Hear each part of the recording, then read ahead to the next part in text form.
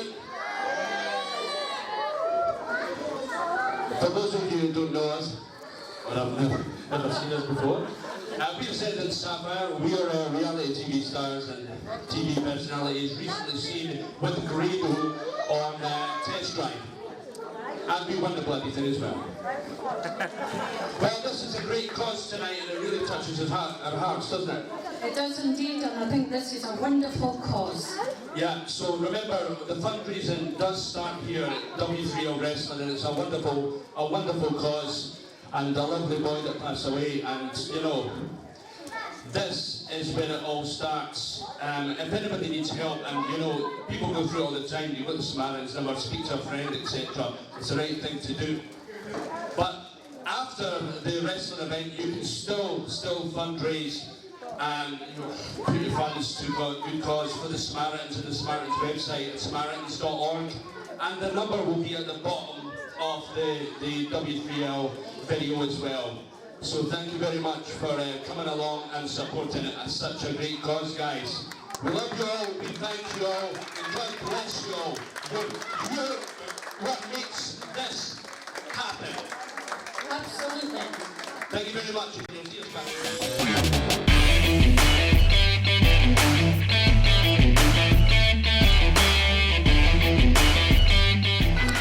Ladies and gentlemen, this is Joe Fordyce joining you here on this W3L Network Special Edition of our second annual Fight for Life event.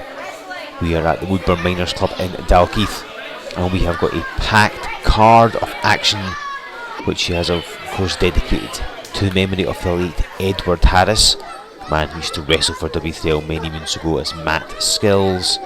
And of course we also raise money and awareness for the Samaritans. It's a very worthwhile cause. A lot of people have been only too quick to put their names to being part of this event. What a way to kick things off. The man stretching is the Breakout champion Leo King. So I'm sure you know by now he is about to head off to the United States of America, moving over to Florida, where he hopes to continue his dream of becoming a big star in the professional wrestling business. He's trained in Florida before, has been to Italy as well to train, as well as travelling all over the UK, including here in W3L. And certainly if his goal is to make it to the very top of professional wrestling, him being the Breakout champion is going to certainly set up a rung or two on the ladder. Just stalling somewhat on the floor. And he's facing the prize fighter Dean Ford.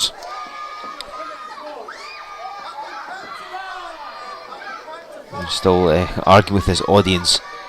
Dean Ford, not a man we've seen very much, if at all, here in W3L.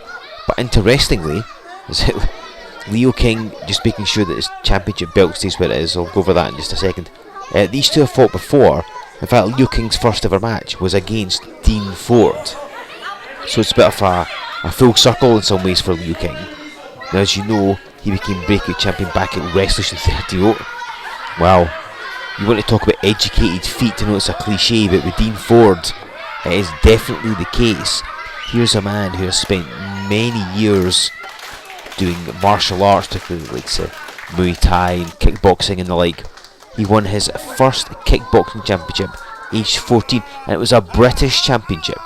So just think on that, he was one of the best in the UK at age 14, and he has parlayed that into his professional wrestling career, so you need to watch those legs and those feet of Dean Ford. But it's the wrist that is in trouble now.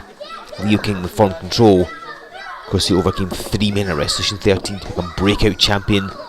Wanted it to be an active championship. It's Dean Ford just slapping the head. Maybe he's just reminiscing on the hair that he no longer has, who knows. But it was Leo King complaining, I want this to be an active championship, I want a championship belt. If you watch Wrestling Showdown every week on the W3L Network every Sunday at 12 PM, you will have seen that, you'll have seen what he did. And eventually management relented, they agreed. And of course he now has an actual championship belt. We saw it at the second of our 5-year anniversary specials just a week or two ago. Ford's trying to break the side headlock and manages to, but Leo King just runs right through him. King with a slight weight advantage, but it's negligible. Ford maybe the more agile of the two, as you can see. control faster. And Leo King got caught with that leg lariat. Straight in for the cover goes Dean Ford. What a way to make a name for yourself in W3L. I mean, Dean Ford's been wrestling all over the UK. He's won championships. He's been doing really well for himself. Again, not really here in W3L, however. But if you're going to, I mean, where better at Fight For Life and what better way than becoming Breakout champion? Look at those kicks. Remember I mentioned he won his first British kickboxing title at age 14. Oh, Leo King, oh, tried to cover up, but Dean Ford found the target nonetheless. He's won multiple Scottish and British kickboxing championships as Dean Ford. And he's fought in 8 different countries. I mean, this is a man who knows what he's doing, particularly when it comes to kicking. And he has adapted that, like I said before, into his pro wrestling. And he's mixed the two together really, really well. And Leo King did not know what was going on and got the taste slapped right out of his mouth there. Leo King being set up. And he had nowhere to go. Took that kick right to the chest. That's your 15 years of martial arts experience for Dean Ford there.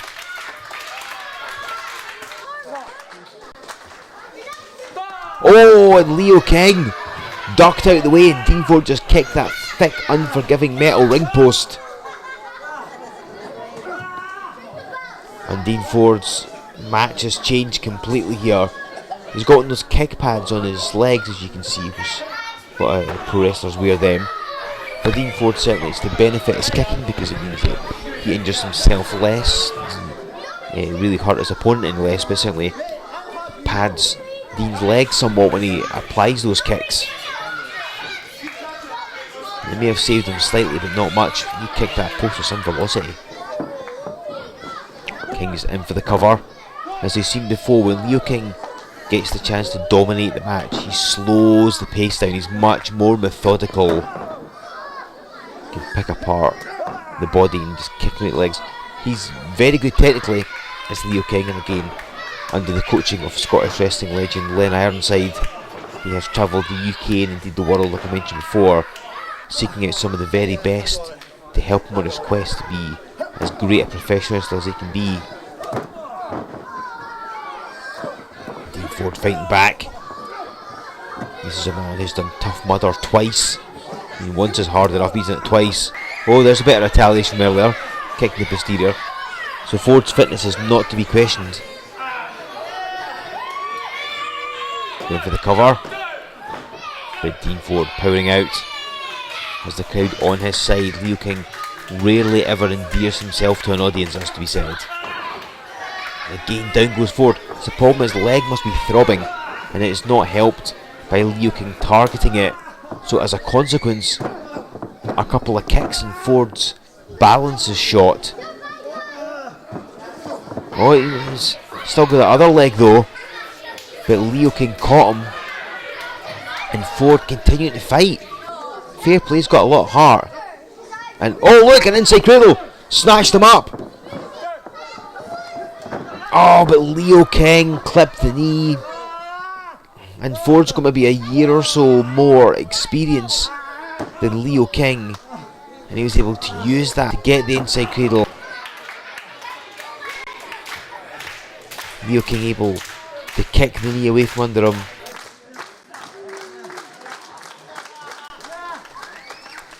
Applying that chin lock just to slow the momentum down. A little jab to the side of the neck.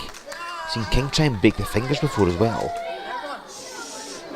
Telling the crowd to be quiet and not cheer on Dean Ford. You've got a packed lineup here at Fight For Life. The Tag Team Championship will be up for grabs. So holding a roll up. Dean Ford not giving up. Every opportunity he's going for it. And again back to the leg goes Leo King. Last year at Fight For Life, Leo King, just remonstrating there, Leo King inserted himself into a Wrestling Showdown championship match. He wasn't even supposed to be part of it, but came out and demanded the opportunity, and the then champion Dickie Divers and the now champion Kevin Williams, who was challenging at the time, went, fair enough. So it became an impromptu triple threat match, and they took him on, and it was Leo King that got defeated. That just fueled his desire to be a champion. He certainly doesn't want to be losing 2 Fight for Lives in a row. You can just hear Dean Ford, the agony in his voice there. There he goes, clutching that leg. Leo King officially became the Breakout champion. It's been changed now to a Resolution 13. The title has been retroactively moved, so he officially won it in the 4-way contest. And we've seen him defend against Roderick Jones, KJ Nitro. So Jace Jackson, oh hold on, another pinfall attempt. Jace Jackson was at the 5-year anniversary edition. Well, Darryl Costello here on Showdown very recently. There's Dean Ford with those punches and kicks. Again, it's not just the kickboxing that he does, because part of kickboxing is the boxing using your arms. He's got great striking ability. Yeah, but this is where Dean Ford needs to go. He needs to... Oh, went for an enziguri. Maybe a bad move because he's got that damaged leg. But slips out and now hits it. And Leo King out like a light. Ford slowly crawl across the ring. He could be about to win the Breakout Championship. Going in for the cover here. But it's not to be. And Dean Ford frustrated. But there's a crowd on his side. Again, Leo King endears himself to nobody. I don't think he really cares either. He just focuses on being a success. So we'll see what happens. There's Dean Ford. Oh, tried to get him, but the leg gave out. It's the strategy of Leo King employing there. And just takes him down. And now across the knee. He's targeted the leg. Got with that chin lock, gone for the back. And it's still not enough to put down the prize fighter.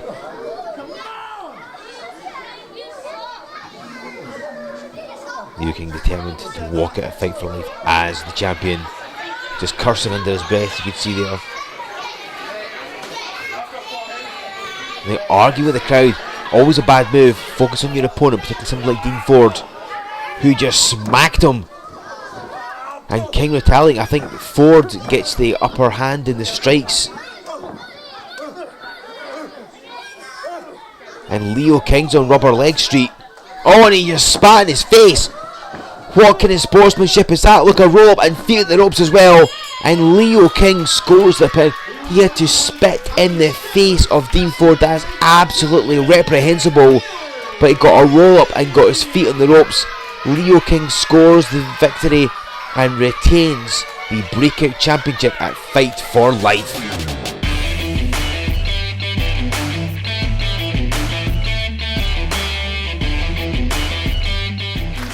Ladies and gentlemen, this is Joe Fordyce back with you for our second contest here at Fight for Life. And this is something of a rematch from last year.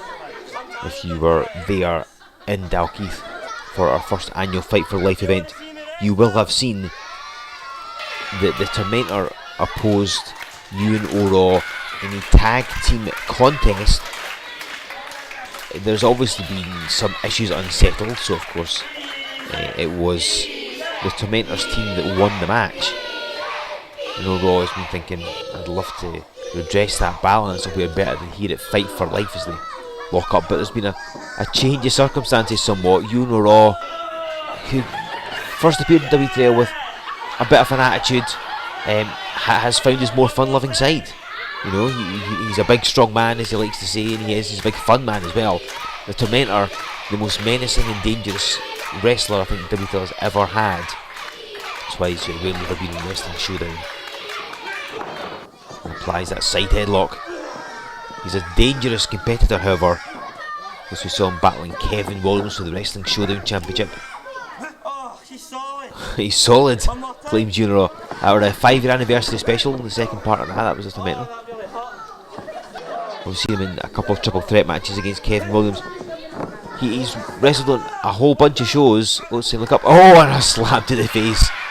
Ewan O'Raw just enjoying himself. Well, why not? I mean, it's successful for him.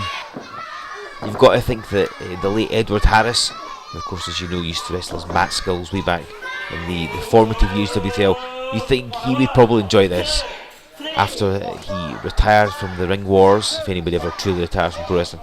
He turned his hand to comedy. Of course, he was getting very close, many people felt, to that one breakout performance, that big break that would have made him a household name. Obviously, sadly, it was not to be, and hopefully we do him justice by paying tribute to him on an event like Fight For Life every year. And certainly Euan Raw doing a laugh and a joke, but knows how dangerous a tormentor can be, but falls on the floor and now asking for some help from the crowd. And they're all getting a shot now. Sure, this counts as outside interference, doesn't it? But the referee, I think, is letting this one go. The poor tormentor was not expecting this. And it's like the Pied Piper of wrestling here. Everybody wants to get their hands in the tormentor, not the way that the masked man would like. They're all getting to strike him, and the tormentor's chest is going to be as red as his waistband. And Euan Raw with a lot of newfound friends here. Oh, the tormentor kicked the rope, and the tormentor has that bit more experience, or so we believe. It was May of 2017 he first appeared here in the Worldwide Wrestling League, although whether he'd been wrestling before that anybody could say. We just do not know. He barely says anything, just growls at you usually. It was the May of 2018 or thereabouts that Euan Raw made his debut. He's been wrestling all over Scotland, wrestling debut down in Leeds. We saw him on Wrestling Showdown just last month, battling the original Craig Stevens. He's appeared on a few of W3L's smaller events, but has never quite made it to Showdown again. He was battling Craig Stevens, and the tormentor with two knees right in the spine. That sciatic nerve is going to be inflamed now. Euan Raw still with the power out. You've seen the tormentor. Again, he rarely gets let on Showdown. That's how dangerous and violent he is when he's liable to snap. Look at the back suplex on Euan Raw. Euan's not a small man, that's no disrespect to him, but the tormentor slammed him with ease with that back suplex. Here's the tormentor. As I say, he was challenging Kevin Williams in a 5th anniversary special. He battled Williams and fellow masked man Matsuo Kazuma in a triple threat match back in June. The month before that, he was in another triple threat match opposing Kevin Williams, so they have a bit of history. Look at that sinister visage of the tormentor. I mean, if that is the mask he uses, if that is the face he chooses to present to the world, imagine what his actual face looks like. What a clothesline! You underestimate the tormentor at your peril. He flattened Euan Raw and wraps him up. Doesn't wrap up the match, however. And then he was in that Christmas Jumper Rumble, December of last year. Big body slam. Oh, are we going to see it? And lands his tormentor elbow right in the point of the heart. And he drives that down. He's got a very bony protuberance on his elbow if you have a look, although I wouldn't suggest you get close enough to find out. And he drives that right into the centre of your chest. And in the same way that you can train yourself in the martial arts, where you can stop somebody's heart for a split second, that's exactly what the tormentor can do. When he hits you with that elbow, now he's got that full Nelson clutch. But Euan Raw is a big man. He's getting back to his feet. And he breaks it. Great move by Euan Raw, and a kick to the back of the head. That worked out on the second attempt for Dean Ford in the previous match. It worked out nicely for Euan Raw. Now just trying to fire back up, get some energy from the audience. Regain his composure, work out what he's doing, where he is. How do you stop the tormentor? Not an easy task, I think. Euan Raw fighting back to his feet, getting that second wind. Then he points at the tormentor and runs through him with a clothesline. And Raw needs to keep the momentum up.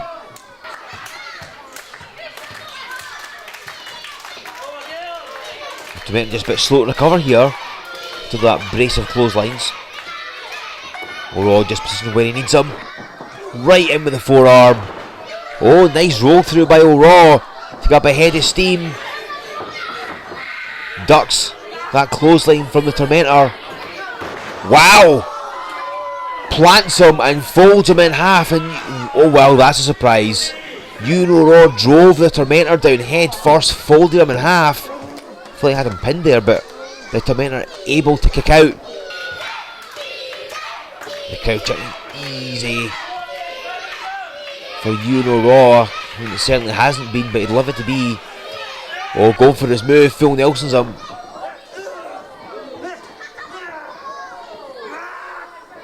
And the Torment Slam. That is one match after match after match, but doesn't beat Raw. Referee saying it was just two. The Tormentor not happy with that whatsoever.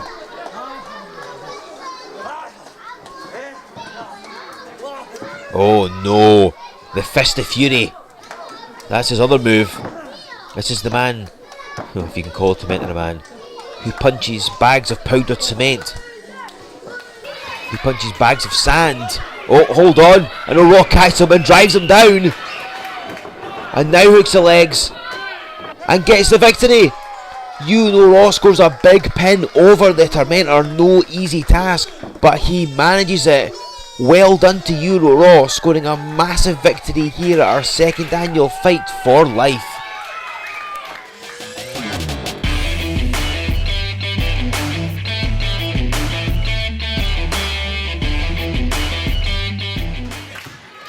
Ladies and gentlemen, it's Joe Fordyce back with you once again, and the Tag Team Championship is on the line.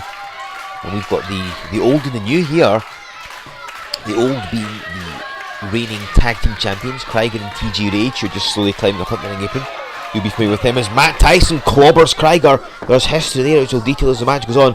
TG Rage being mugged by the new, which is the team of KG Nitro and the Wanderer Brian Frank. Indeed, Big Money Matt Tyson, who's managing them. They've never teamed before. This is their opportunity here at Fight for Life to become Tag Team Champions, but TJ Rage, like a runaway train, smashes through them. And the bell finally rings and this match is underway.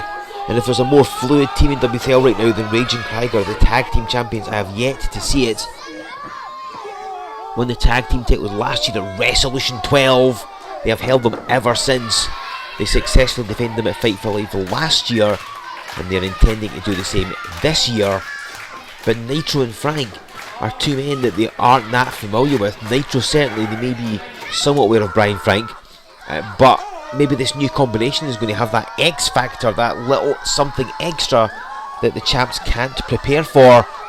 Look at the power of Rage as he just gorilla pressed Brian Frank there.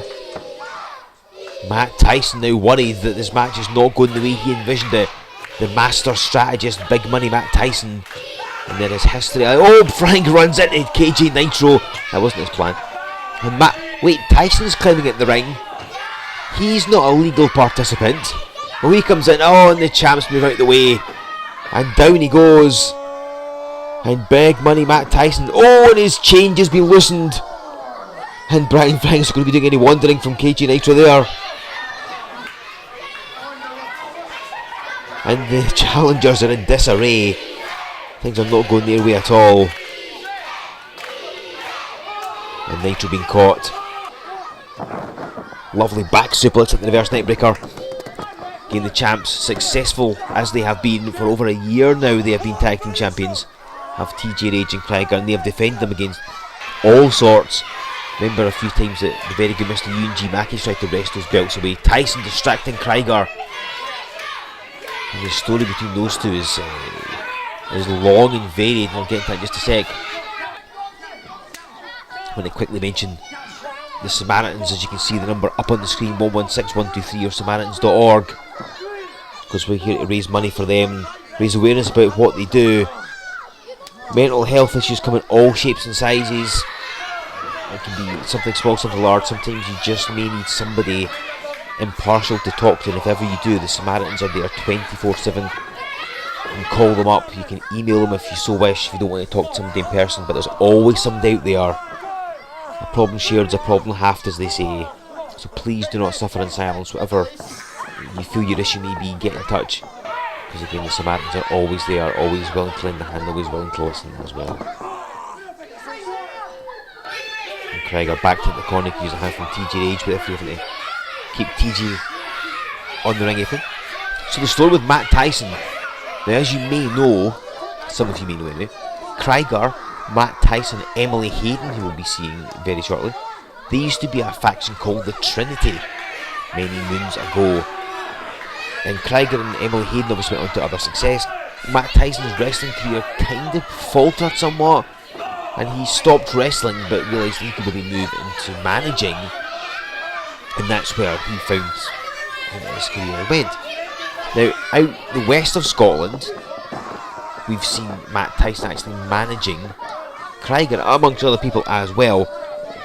Hold on, cover by KG Nitro.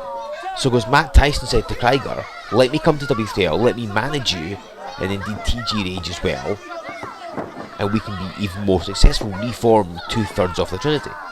But Krieger said no. He has a good thing going with TG Rage, who's long-running tag team champions, very popular with the crowd. If you've ever been to a live event, you'll know that. So you may be just able to see at the side of your screen there, they like to give the tag team championship belts to people in the crowd to look after for them. So they're very, very popular. And Matt Tyson felt he was being spurned by his friend, or former friend, as KG Rage with a handful here, and so took umbrage at this. And when the opportunity came up for Rage and Krieger to defend the titles here at Fight For Life, and I should point out, management said we were going to issue an open challenge. Who wants to challenge for the belts? And Rage and Krieger were more than happy to face anybody. Oh, hold on.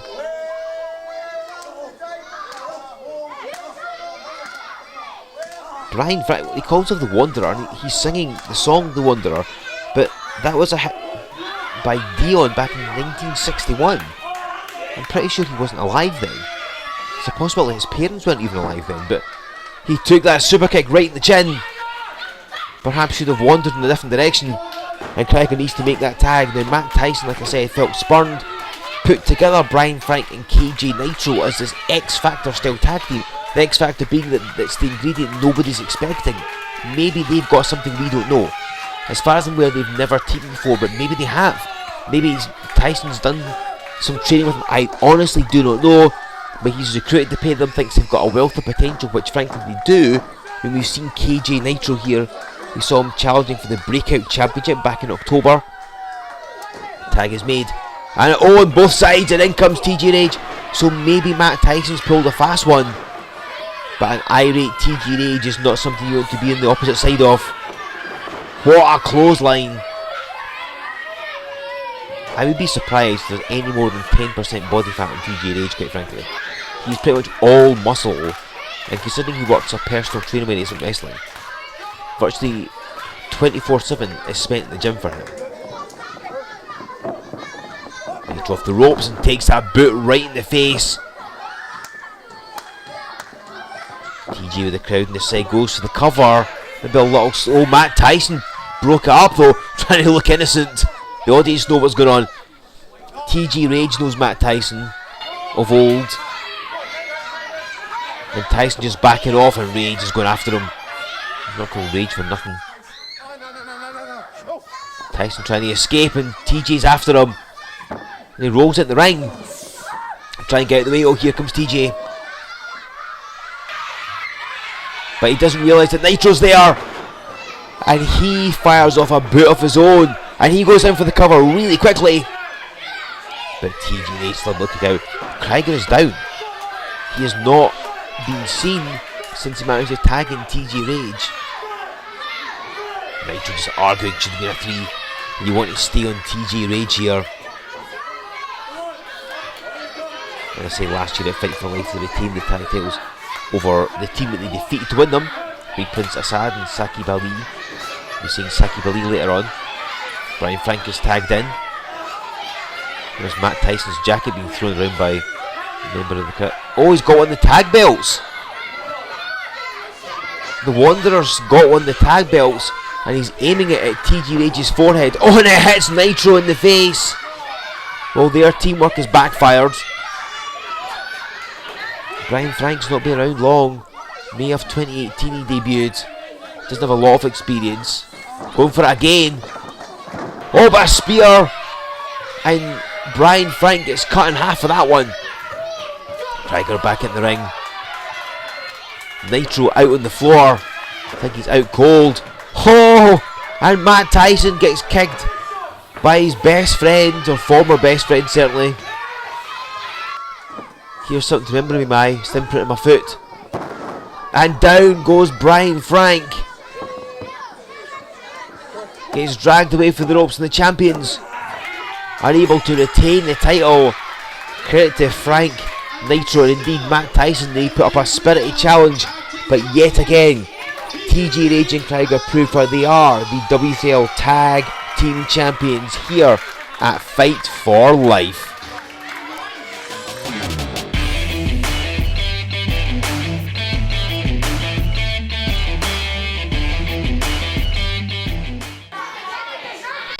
Joe Ford is back with you once again here at Fight For Life as the Women's Championship is on the line.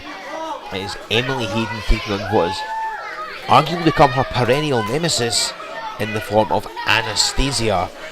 Now these two have fought a bunch of times here in W3L. We've seen them on Wrestling Showdown, of course. We saw back in May of this year Emily Hayden retained the Women's Championship. Rolled up and pinned Anastasia, not without some cheating however. Then, in the August, as you will remember, Emily Hayden lost the title to Jayla Dark. Was unhappy about it because if nothing else it came as a result of a tag team contest. And so she was very unhappy with this. It brought out a more vicious side of Emily Hayden than we normally see. And she ended up attacking Anastasia with a chair for literally no reason. Just decided to attack her with a chair. Emily Hayden was disqualified. Anastasia won the match. And of course, that would eventually lead to Emily Hayden facing Jayla Dark in a street fight match at Wrestling where Hayden won the title back. And she's now in her second reign. There's the much more popular Anastasia. Much like Leo King, Emily Hayden does not endear herself to the crowd in any way, shape or form. As you can tell, in November we saw Emily Hayden pull a fast one to retain the title.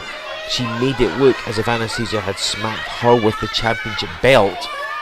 As a consequence, the referee disqualified Anastasia. So an inconclusive result there. And of course they battled just recently on Wrestling Showdown, which of course I'm sure you saw the result of that one. If you haven't, go back and watch it. It's only just gone up. They're arguing with each other now. And so Anastasia feels Emily Hayden can't beat her.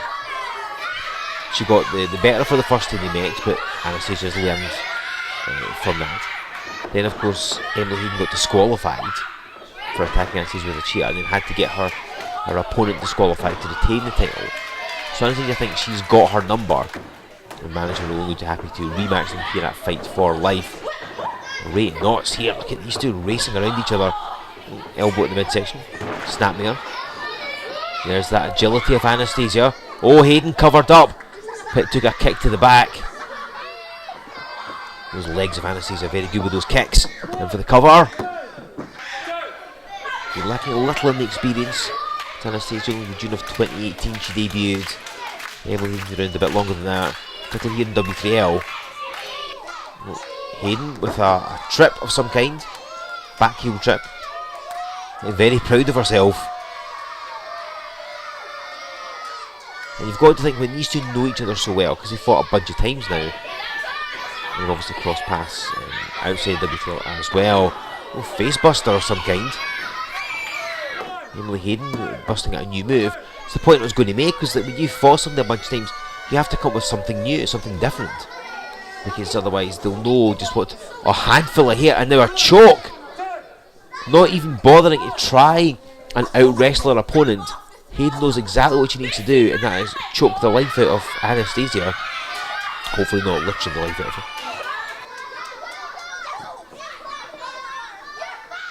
Emily Hayden with a headbutt now. suffering the ill effects. It's the problem with a move like that.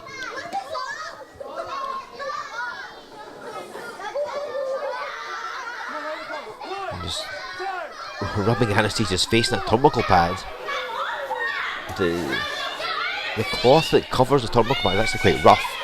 It's not particularly smooth, so I mean, it's going to be a pleasant experience. And if you've ever watched any of Emily Hayden's matches, particularly since she won her second W3L Women's Championship, you'll notice how she shortcuts her way to everything. Doesn't necessarily do a lot of stuff, doesn't necessarily break out a lot of big moves, but will cheat at every opportunity. She's pulling at the hair, dropping down across the lower back of Anastasia, just to make it that bit harder for her opponent to pick her up, which no doubt Anastasia will attempt to do at some point. It's Emily Hayden's way of trying to wear down her opponent while expending as little energy as possible. Emily Hayden's ego there, just revelling in the reaction from this crowd, revelling in the fact that she's got the better of her opponent. Sends her across the ring and just cuts her down to size. I think you want to keep Anastasia on the mat. She gets up ahead of steam. It will prove very tricky for Emily Hayden to fight back against. Already we have seen the Breakout Championship remain where it is. We have seen the Tag Team Championship remain where it is. Here with a crossface.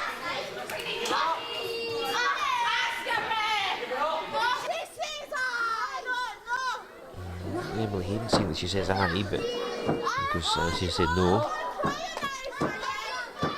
Anastasia either needs to try and cradle out of this or try and get to the ropes if she can.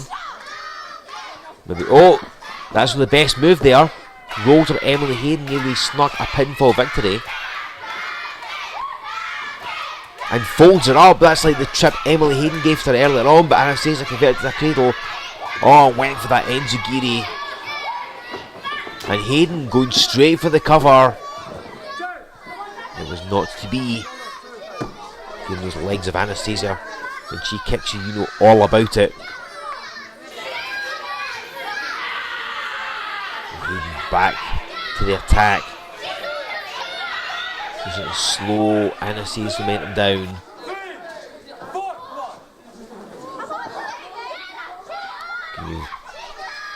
You've got to think that there's going to be challengers lining up for Emily Hayden, who's going to face her in the new year, who's going to face Anastasia in the new year, because of course one of these women is walking away as the women's champion.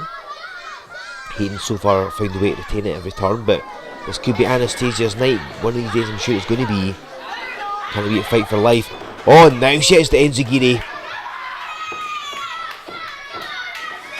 Giri is Japanese for kick, just like that one there.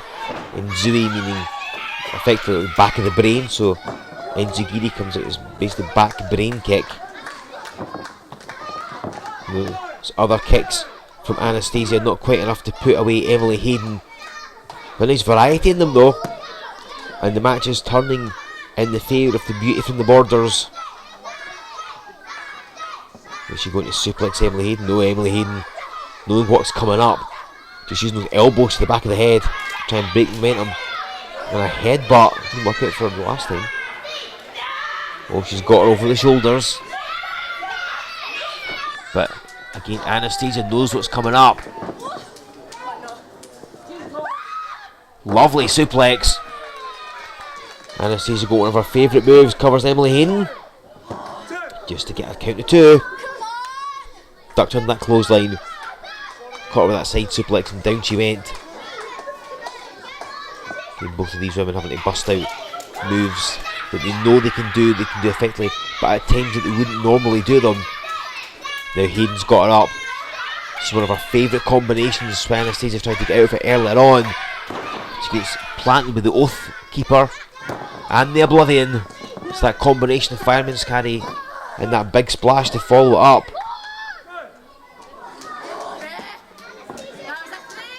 Emily Hayden arguing. Will people be doing that on Fight For Life this time? Arguing that she'd be a count of three when it wasn't. She's sticking to her opponent, but Hayden throwing a tantrum. That's not going to win the title for her.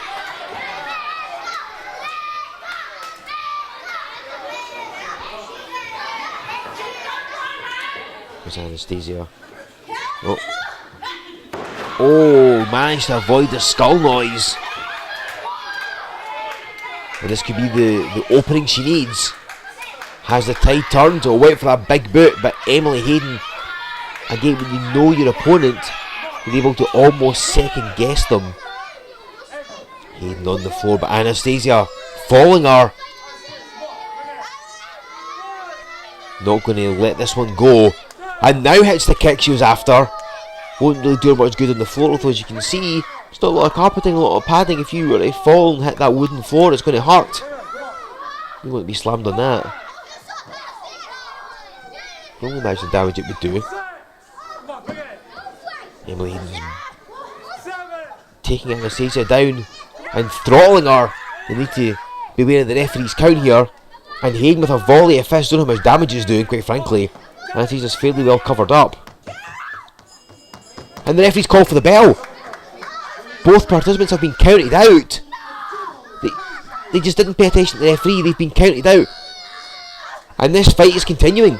Emily Hayden has perhaps given up all attempts to win and just attacking Anastasia. Has been choking her, pummeling her with fists. Anastasia's trying to get her off. And now going for the choke of her own. And now Anastasia's raining down some fight. This is completely out of hand. They both went into the floor, ignored the referee, they were counted out. Trying to get some separation here. The match is over. Emily Hayden retains the title, I'm assuming, by trying to... Oh, I got various wrestlers coming out to try and break this one up. This is crazy. Both women got counted out to being separated by various wrestlers. This is completely out of hand. Hayden retains the title. I don't think she'll care, she's still the champion. Anastasia fuming. She was within a hair's breadth of potentially being the new champion. Let's try and separate these two and regain some sort of control here at Fight For Life.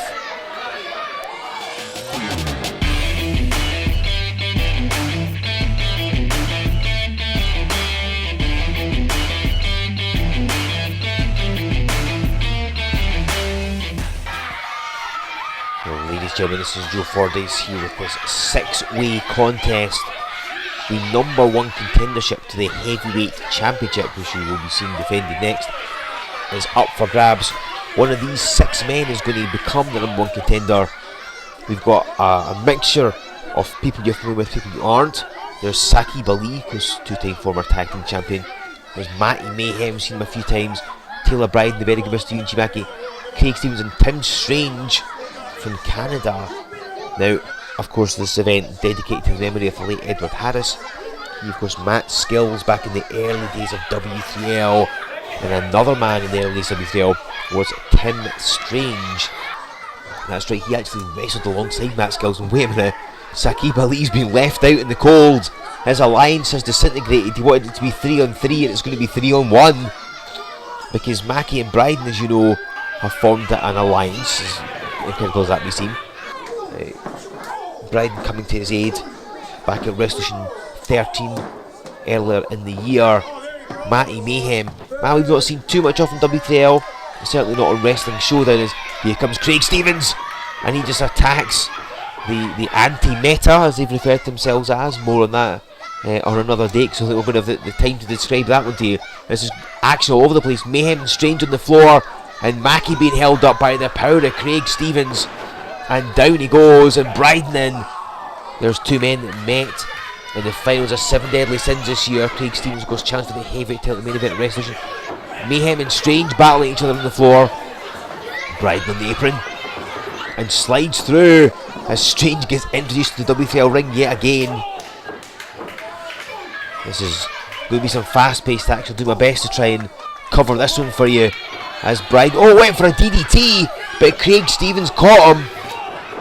Bryden breaking out and hitting some kicks, and the original roll to the floor. There's Taylor Bryden back at Resolution face James Scott. He battled Craig Stevens, like I said, in the main event of 7 Deadly Sins. I'm sure you saw that on the W3L Network. That was absolute carnage. Last man standing, and Stevens got the advantage and got the victory there. There's Saqib Ali, 2-time former tag team champion. Last year at Fight For Life, he challenged for the tag titles, albeit unsuccessfully. Stevens still on the floor, and Strange and Mayhem in the crowd. There's Saqib in the ring, all on his own. If this is elimination style, only one man can win as Mayhem bounces off the post. This man appeared on 5-Star Wrestling, if you remember them. This is over northeast of England, just where he's from. Wrestling Leeds. Championships galore as Saqib going for a cover on Matty Mayhem. He's battled Blondie Barrett on Wrestling Showdown. Battled very good Mr. Euan G. Mackie in both singles and tag action as well. Saqib crashes into him. Hold on! Oh! And Craig Stevens gets launched almost into his parents' lap by Taylor, Bryden. No love lost between them, quite frankly. Saqib getting the better of Matty Mayhem. On Stevens again, trying to go at the post.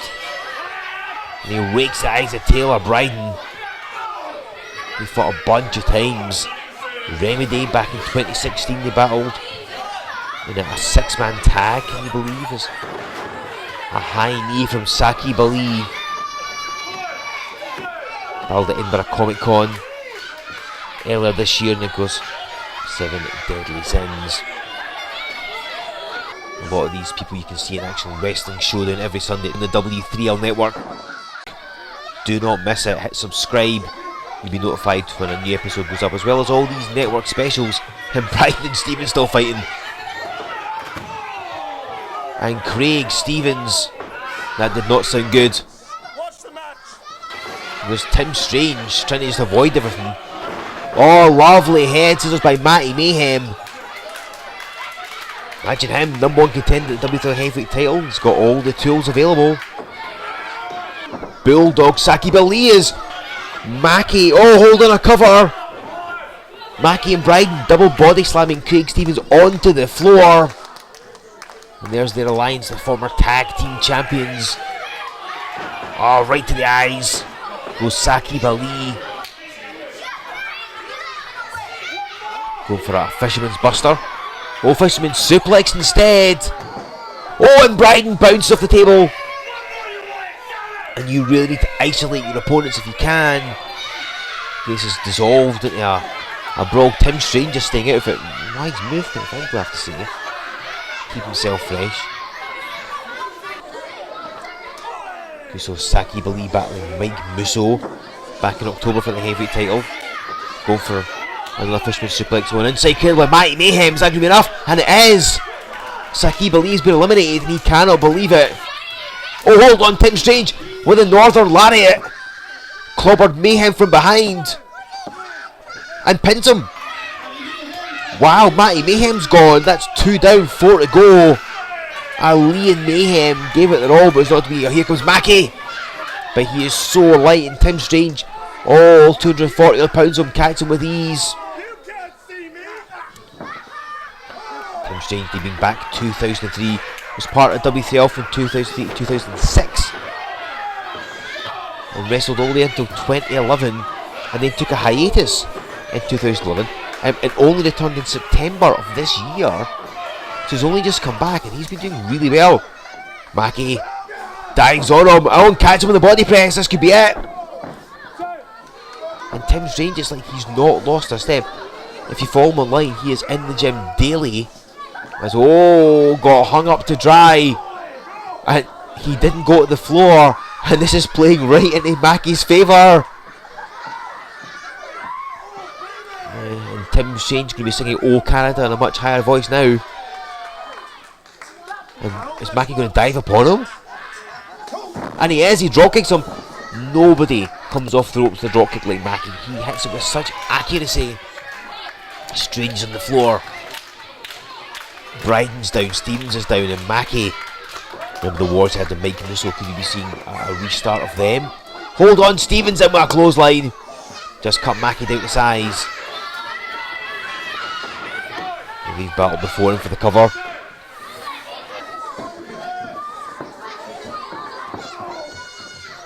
And Stevens trying to keep Bryden now because you really want to isolate one opponent if you can. Again, the winner challenges for the heavyweight championship. It's currently Mike Musso. May not be by the end of the night. Reversal by Craig Stevens. Going for the Quesadora. And down goes Craig Stevens at the back of that Bulldog. And Mackie in for the cover. Was former tag team champion but never held the heavyweight title. Imagine Mackie's heavyweight champion, it's a possibility. What's he setting up for? And he just kicks Craig Stevens right in the face. He's going to land that leg drop. It's exactly what it is. And covers. Needs to have wrestled before. Aldo wrestles in 8 and nothing else.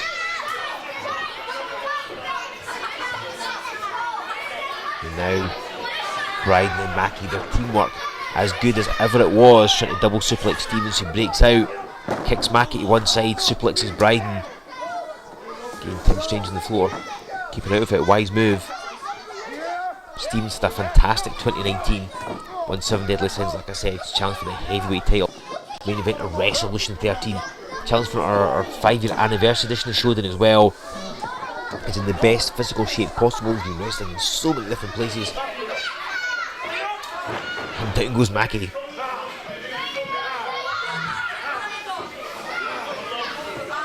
we go for a cover. And he does. In for the cover. But Bryden saves his partner. Now, is this a good move or not?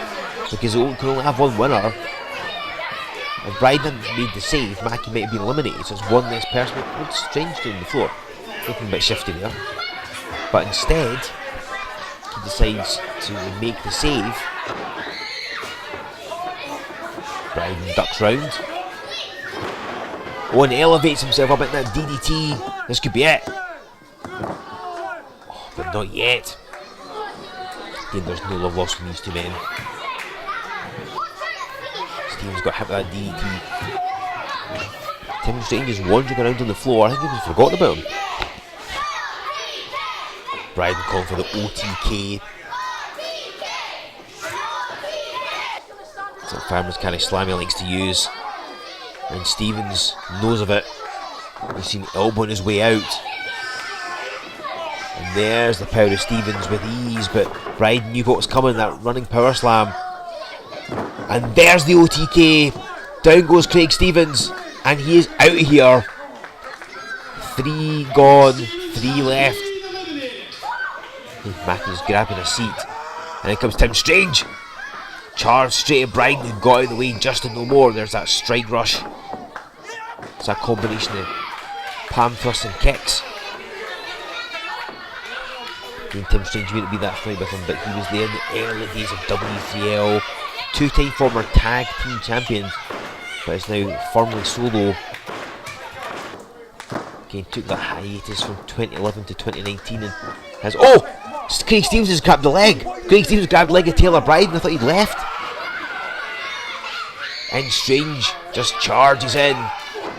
And there's that Northern Lariat again. He's done now, kid. Is watching. Tim Strange saying he's done. And applying the camel clutch. I think Bryden's out. Doesn't appear to be moving. Is he unconscious? It's looking like it. He's not responding to anything. And he's out. He is. The referee's saying that Taylor Bryden's unconscious. I think it was that double attack by Tim Strange, squashing from the corner, hitting the Northern Lariat. Mackie saying to break it up and having to take matters into his own hands, or feet in this case.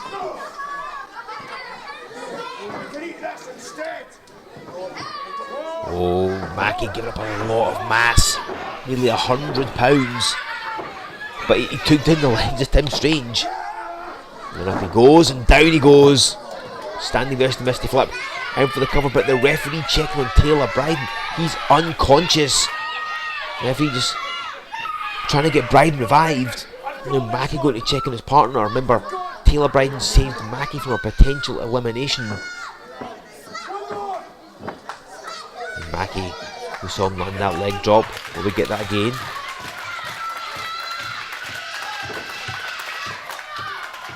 But no more concerned about his partner. And they've had their problems in the past, Mackie and Bryden. And wait, that's a chain! Tim Strange brought a chain in that towel of his. Mackie's got his back to him, doesn't realise he's got wrapped around his fist, and he clobbers Mackie with a chain. Tim Stranger just smashed him in the face, shoves Bryden to the floor, covers Mackie, and eliminates him and steals it. Tim Stranger to use a chain, smash Mackie in the face with it, and wins the match. And that means that Mr. Tim Strange, his first match back in W3L in many a year, becomes the #1 contender to the heavyweight championship. Is the smart strategies a travesty? I really don't know, but Tim Strange is the #1 contender to the W3L heavyweight championship.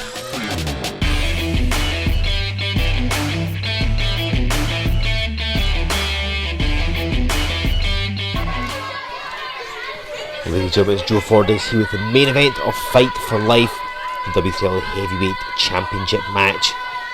We've seen title matches galore tonight, all having all sorts of chaos in those.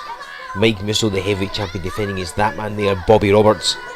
Before this gets underway, let me thank once again our amazing sponsors, Crafty Connoisseur, who does the honour of sponsoring every W3L event in 2019. Thank you so much to them.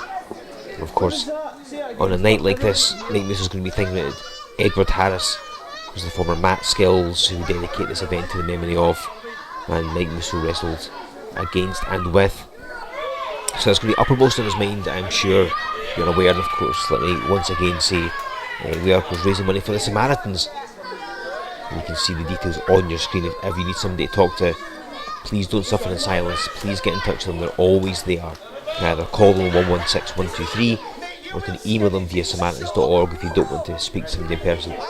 But please, if ever you're having any kind of issues, mental health or otherwise, get in touch with the Samaritans. They can give you the support and advice that you need. It's never a wise idea to keep it bottled up and to suffer in silence. So if you need them, the Samaritans are always there. And like I say, we are raising money for them. And stay tuned to all of our social media platforms, and we will tell you exactly just how much money we have raised. This one, Bobby Roberts wants to raise the heavyweight championship. Not his first attempt at it either. Goes straight for the leg of Musso. Not a bad move actually, quite frankly. Musso would go for a lock-up, but Roberts went for the leg. Musso with a sprawl, so obviously watched an old UFC DVD there. And Roberts at the armbar. Both men are big men, big powerful men, but are adept at wrestling. Don't be fooled into thinking they aren't. So they end up rolling into the corner there, touch against the ropes. So if we call for the break. Bobby Roberts' first W3L match was back in June of 2016, battling Mike Musso for not the heavyweight title. Just a straight one-on-one match. He's been part of the Showdown Summer Spectacular in the July of the following year. In a tag team contest, and we saw him back in July this year battling Kevin Williams on Wrestling Showdown.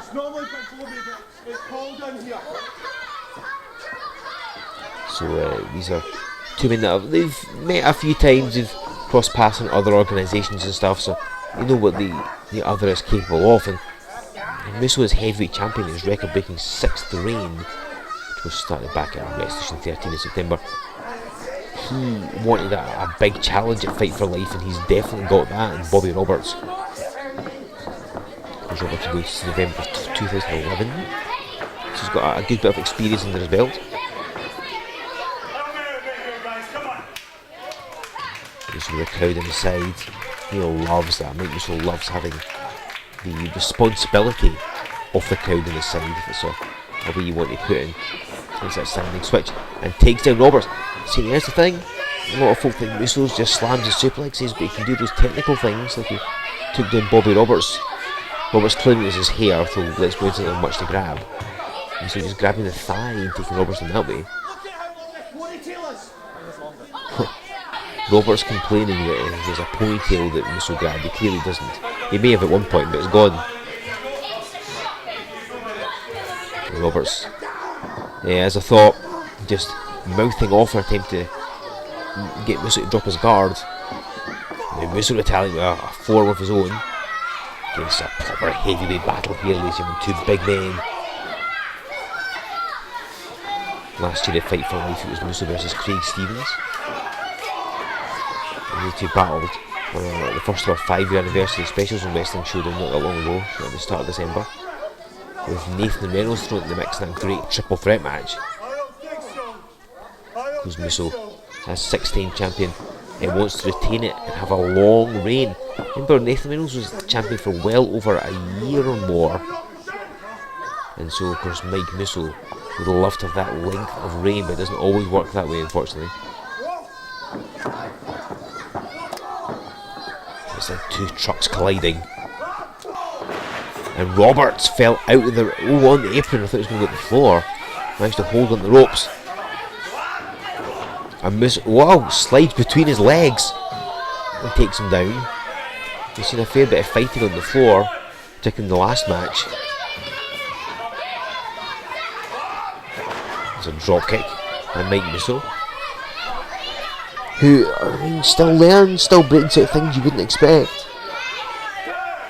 Bobby Roberts slow to get to his fatal, thinking knows where Musso is, who descends upon him.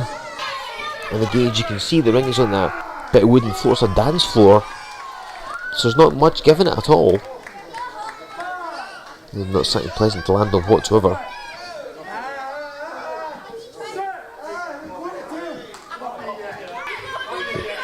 Bobby was going to legend on here. Going to open there. And now, unlike in the women's match, you see Musso entering the ring inside back out again, because that breaks the count. That means the referee has to start from 1 again. Certainly not yet anyway. I'm going to be seeing a double count out. And I'm told that Hayden and Anastasia have been put in separate rooms. And Bobby Roberts trying a mid-match refreshment, getting hit with one of those inflatables that the Samaritans donated. And Bobby Roberts saying, not the face. It's not going to improve your looks, man. You've been dragged round and fans getting a shot at him. And Roberts going face first in the ring apron. This is like Euan on the Tormentor earlier on. And Mike Musso, gets raked in the eyes, took a bit too long. And Bobby Roberts, picks him up. And that body slam on the floor has just changed the complexion of this match. Mike Musso took too long, was enjoying himself playing at the crowd, something he is guilty of at times, and it allowed Bobby Roberts to rake him in the eyes and slam him on that unforgiving floor. Because Mike Musso's had back problems for a few years in W3L, sometimes worse than others, but it takes a move like that and just exacerbates it. And now Bobby Roberts, the enforcer, as he refers to himself as, has turned the tide in his favour, and the match is now going his way. And I think the guard may be about to change if he can continue the assault. Roberts is mainly in the tag team action over the past few. Hang on, go for a cover. Over the past few months, wrestling a lot through in Ayrshire. He's competed in the northeast of England as well, but he's mainly been doing a lot of tag team wrestling, but still keeps his hand in singles wise.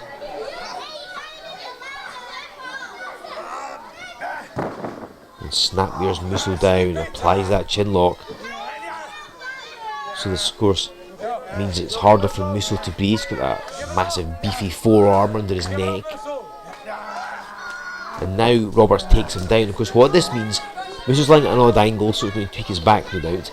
But to get up, he's got to lift himself and Bobby Roberts. And that's not easy. Roberts is about 19 stone or thereabouts. Maybe slightly more after Christmas, who knows. So Roberts has got all his weight on Musso. He's the arm being checked, it falls for a third time, it's over, but still fight left in the merchandise yet. It's a struggle here, fighting to his feet, fighting to lift Bobby Roberts to his feet too, so he can break free. Musso some jabs to the midsection. And a drop kick. What brilliant agility by Bobby Roberts. I said these men could wrestle earlier on, and they're agile as well. Again, Musso's face tells the story here. You can see the agony his body's in.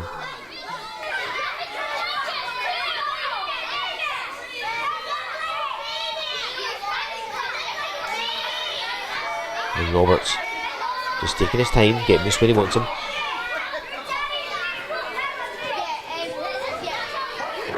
And he stamps on Musso's hand. I'm going to think it's going to be hard for Musso to pick him up or grab him. He's broken his fingers. He's a vertical suplex perhaps. And Roberts can throw Musso with ease, I'm sure. It was blocked. Blocked again. Musso trying for a suplex. It's going to be hard with that bad hand. And Roberts blocking it. Oh, no. Both been trying to suplex at the same time. Roberts trying to not leave his feet. Musso, just got him no more. Musso manages to block it. Wow, nearly had him. Roberts and Musso. Big move by Musso, manages somewhere inside to get that vertical suplex, so that was no easy task. He saw the amount of times he had to try, but he gets Bobby Roberts over. And just nets him a count of 2, however. Roberts clutching at his back. Had no idea what was going to happen there. Neither man seemed to get the advantage. Then Musso digging deep, getting a burst of energy, and down went Bobby Roberts.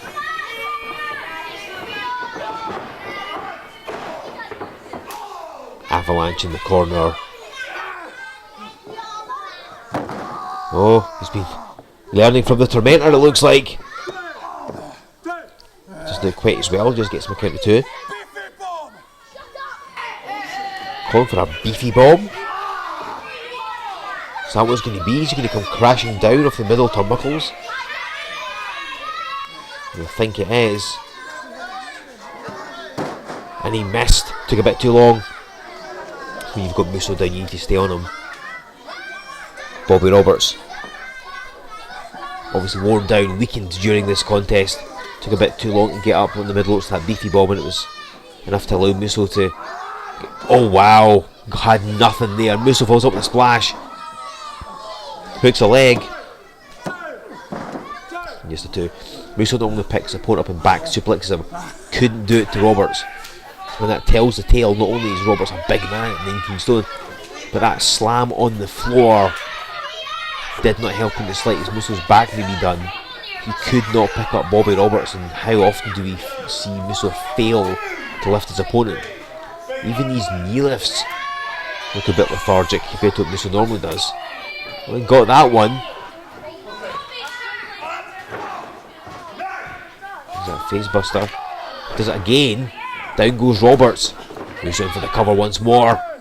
Will he retain the heavyweight title? Whoever does has got Tim Strange on the horizon, winning that 6-way contest in controversial fashion, hitting Mackie with a chain.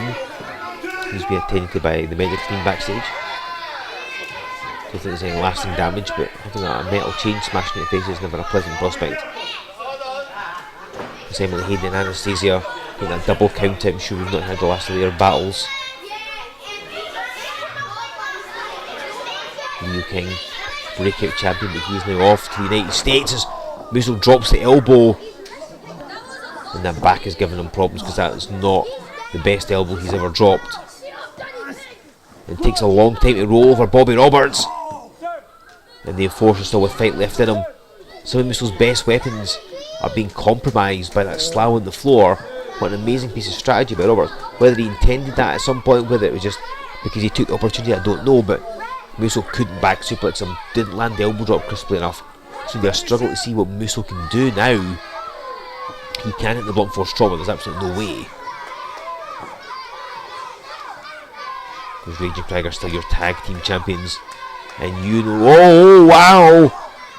And he got him up just and no more, and a spinebuster! And straight for the cover. That's going to add problems to Musso's back. But how does he get out of it? I mean, he just got spinebustered. He lifted Roberts up, and I think that was more vanity than anything else, wanting to hit his move, knowing the blunt force trauma could end it. But how much did he have left? What did that take out of his back when he did it? He got him up.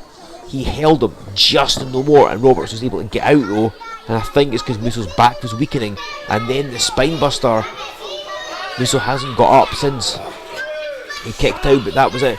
beefy bomb coming up and lands it.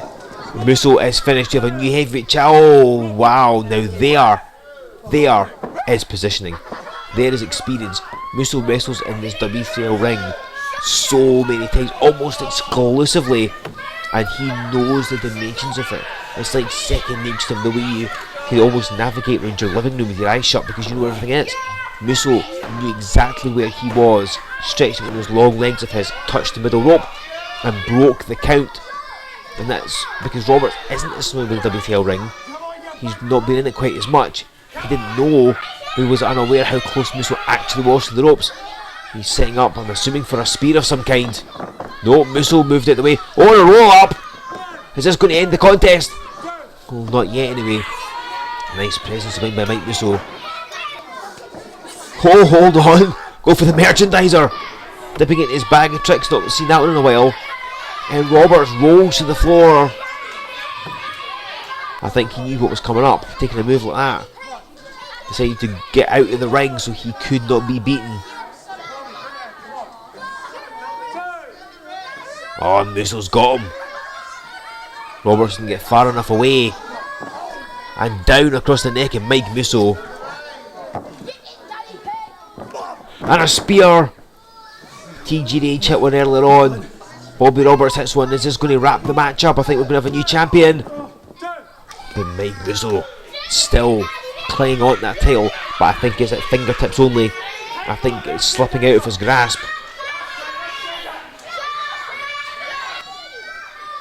Bobby Roberts, maybe a move or two away from beating Musso. Look at this, he's out cold, he's flattened. Roberts is struggling to lift Musso. Musso, I don't know if he's unconscious, but he may have nothing left in the tank. He may have no energy left, maybe he's passed out, who knows. Musso's slowly stirring. He's collapsed, Musso can barely stand. And Bobby Roberts, whoever he's planning for, needs Musso up. Oh, hold on! I think he was playing possum, he picks him up. And he lands a blunt force trauma. Musso, I think, was just recharging his batteries, taking those moments. And it is enough to get the job done. Musso nearly beaten, but fought back, hits the DDT, hits the blunt force trauma, and is still your heavyweight champion. Thank you to everyone that made this possible. Thank you for joining us on W3L Network. And thank you for joining me here at Fight For Life.